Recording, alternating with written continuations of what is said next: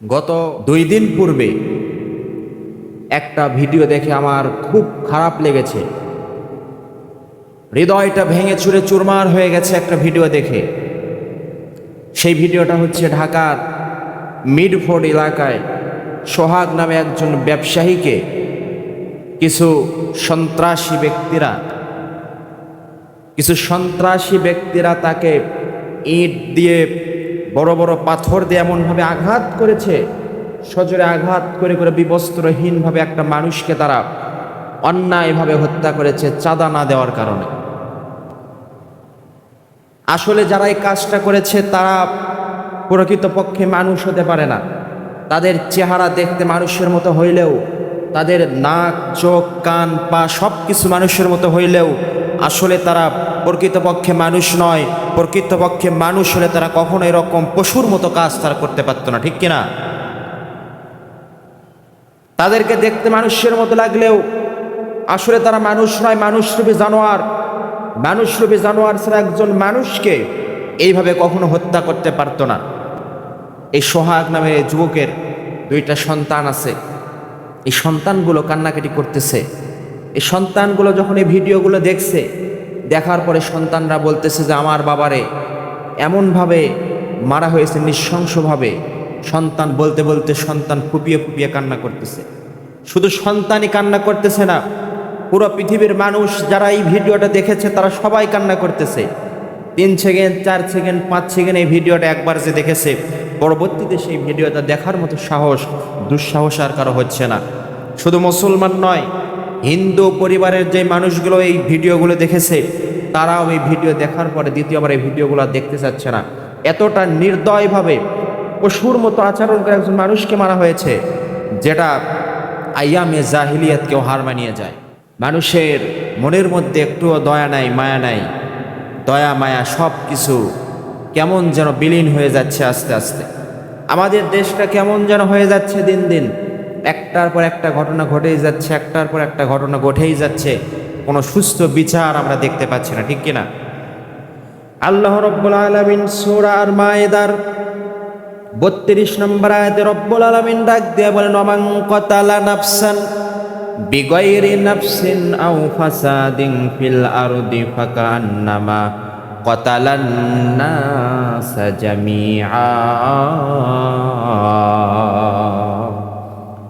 আল্লাহ রাব্বুল আলামিন ডাক দিয়ে বলছেন, যে ব্যক্তি বিনা কারণে কাউকে হত্যা করে এবং পৃথিবীতে ফাসাদ সৃষ্টি করে, ফিতনা ছড়ায়, এই ব্যক্তি সে যেন সমগ্র মানব জাতিকে হত্যা করার সমতুল্য গুনাহ করে ফেলল। কোরআনের কথা এটা। যে ব্যক্তি বিনা কারণে মানুষকে হত্যা করে সে যেন পুরো পৃথিবীর সমগ্র মানুষকে যেন হত্যা করে ফেলে। শুধু তাই নয় আমার প্রিয় ভাইয়েরা, আল্লাহর নবী, বিশ্ব নবী জনাবে মুহাম্মদুর রাসূলুল্লাহ সাল্লাল্লাহু আলাইহি ওয়াসাল্লাম জামিআ তিরমিজির হাদিসের মধ্যে বলছেন, আল্লাহর নিকট পৃথিবী ধ্বংস হওয়াটা যতটা সহজতর, একজন মুমিন মুসলমান হত্যা করা এতটা সহজ নয়। আল্লাহ রব্বুল আলামিন এই মানুষ হত্যাকে এত বড় জঘন্যতম অপরাধ বলে গণ্য করেছেন, যে জঘন্যতম অপরাধ পৃথিবীতে কোনো মানুষ যদি জঘন্যতম অপরাধ করে, আল্লাহ রব্বুল আলামিন তার জন্য সূরা বাকারার মধ্যে বিধান দিয়েছেন, কোনো মানুষ যদি কোনো মানুষকে অন্যায়ভাবে হত্যা করে তাহলে সেই হত্যার ব্যাপারে আল্লাহ রব্বুল আলামিন কিসাসের বিধান দিয়েছেন। আল্লাহ রব্বুল আলামিন কিসাসের বিধান করেছেন। যদি কোনো ব্যক্তিকে হত্যা করে ফেলে অন্যায়ভাবে, এটা হলো কোরআনের কথা। আখিরাতের শাস্তি আল্লাহ তাআলা আখিরাতের শাস্তিটা নির্ধারণ করেছেন, এটা কোরআনের কথা। আবার হাদিসে আখিরাতের শাস্তি, হাদিসে আল্লাহর নবী সাল্লাল্লাহু আলাইহি ওয়াসাল্লাম জামিআ তিরমিজি 1398 নম্বর হাদিস, এখানে আবুল হাকাম আল বাজালি রাহমাতুল্লাহ আলাইহি থেকে বর্ণনা হয়েছে।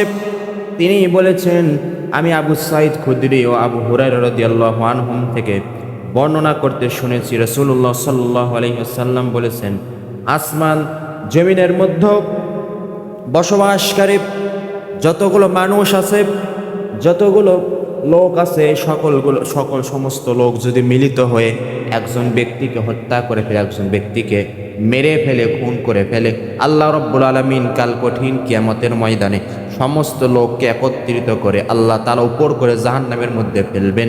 মানুষকে আল্লাহ তাআলা কঠিন কিয়ামতের ময়দানে যারা অন্যায়ভাবে মানুষকে খুন করে ফেলবে, অন্যায়ভাবে মানুষকে যারা হত্যা করবে, তাদেরকে আল্লাহ রাব্বুল আলামিন কাল কঠিন কিয়ামতের ময়দানে পুরো পৃথিবীর সমগ্র মানুষ, যদি কোনো মানুষ নিরপরাধ মানুষকে হত্যা করে, সমগ্র পৃথিবীর সমগ্র মানুষ মিলে আল্লাহ রাব্বুল আলামিন সেদিন তাদেরকে ওপর করে জাহান্নামের মধ্যে নিক্ষেপ করবেন।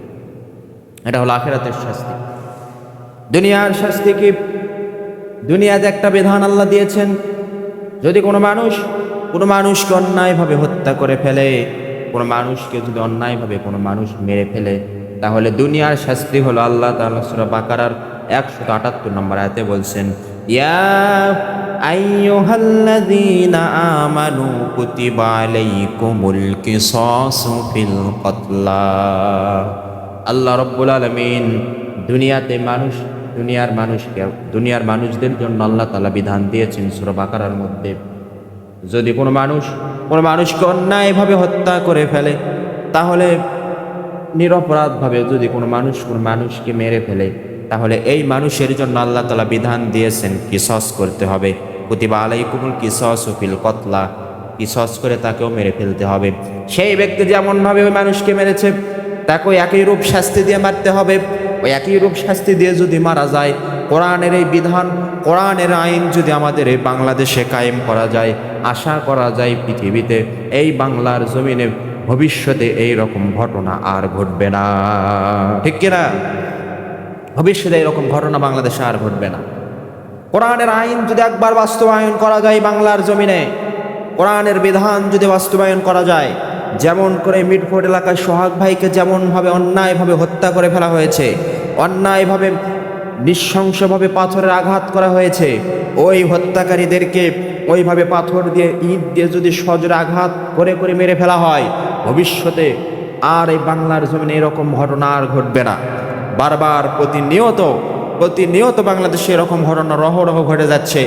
একবার একটা ঘটনা ঘটে, সেই ঘটনা মিডিয়াতে ফলাওভাবে প্রচার করা হয়, কিছুদিন পর আর একটা ঘটনা ঘটে, ওই ঘটনা চাপা পড়ে যায়। বাংলাদেশে এগুলো সুস্থ বিচার হচ্ছে না। বিচার না হওয়ার কারণে এই গত 1 বছরের মধ্যে সরকার পতন হওয়ার পর থেকে অনেক অন্যায় হয়েছে, অনেক অপরাধ হয়েছে, কিন্তু সেগুলোর সুস্থ বিচার এখন পর্যন্ত হয়নি। আমরা তীব্র নিন্দা এবং প্রতিবাদ জানাই সোহাগ ভাইয়ের হত্যার, এবং এর সাথে সাথে আমরা দাবি জানাই যে সোহাগ ভাইকে যারা নৃশংসভাবে অন্যায়ভাবে যারা হত্যা করেছে, হত্যাকারীদেরকে যেন সুস্থ বিচারের আওতায় এনে তাদেরকে যেন শাস্তি দেওয়া হয়।